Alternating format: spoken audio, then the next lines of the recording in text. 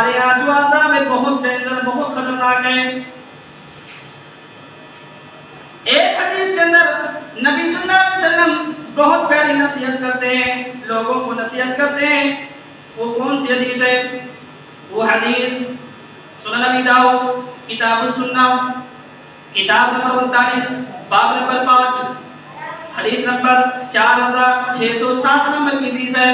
اس حدیث کے راوی عباس بن ساریہ رضی اللہ تعالیٰ عنہ سے اس حدیث کے راوی ہیں، یہ بیان فرماتے ہیں کہ اللہ کے نبی صلی اللہ علیہ وسلم نے خطبہ دیا، ہم لوگوں کو خطبہ دیا، لیکچر دیا، ایسا لیکچر دیا، ایسی تقریریں کی، فَوَعَظْنَا مَوْعِظَةً بَلِيغَةً، آپ صلی اللہ علیہ وسلم نے ایسا خطبہ دیا، اتنا ایسی تقریریں کی کہ جو کہ دل کو چھو جانے والی تھی، وَجِلَتْ مِنْهَا الْقُلُوبُ، اور یہ کہہ رہے صحابہ کرام کہہ رہے ہیں اے اللہ کے نبی آج آپ کی اس تقریر کو سن کر کے ہمارے دل ڈر گئے،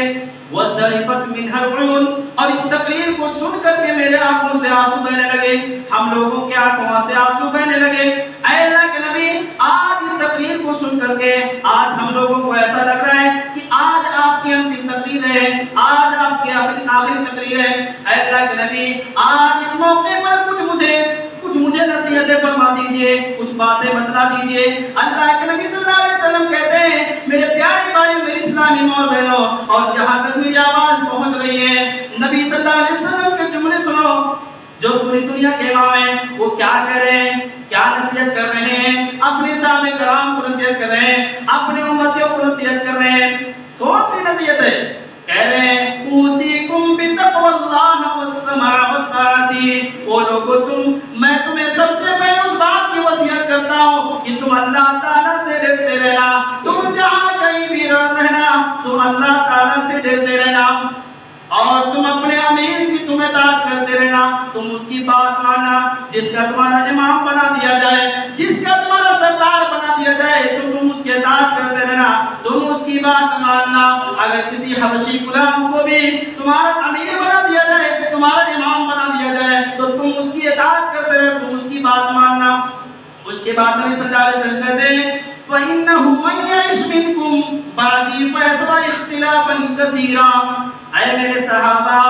اگر تم میرے بعد زندہ رہو گے تو تم بہت زیادہ اختلاف دیکھو گے، فَعَلَيْكُمْ بِالسُّنَّةِ وَسُنَّةِ الْخُلَفَاءِ الرَّاشِدِينَ الْمَهْدِيِّينَ،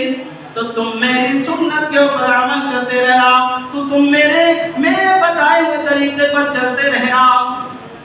یہ کون بیان ہے؟ نبی صلی اللہ علیہ وسلم۔ اس کے بعد نبی صلی اللہ علیہ وسلم کہہ رہے ہیں وَإِيَّاكُمْ مُحْدَثَاتِ الْأُمُورِ، اور اے میرے صحابہ تم دین کے اندر نئے کام ایجاد کرتے رہنے سے بچتے رہنا، کیونکہ دین میں ہر نیا کام کل بدعت ضلالہ، کیونکہ دین میں ہر نیا کام بدعت ہے،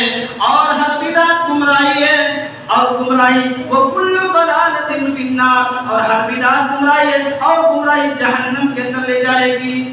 میرے بھائیوں اگر نبی کی حدیث نہیں ہے، نبی کی باتیں نہیں ہے، اللہ نے نہیں کہا، رسول نے نہیں کہا، اگر ہم وہ چیزیں بیان کریں گے تو میرے پیارے بھائیوں چاہے مرتبہ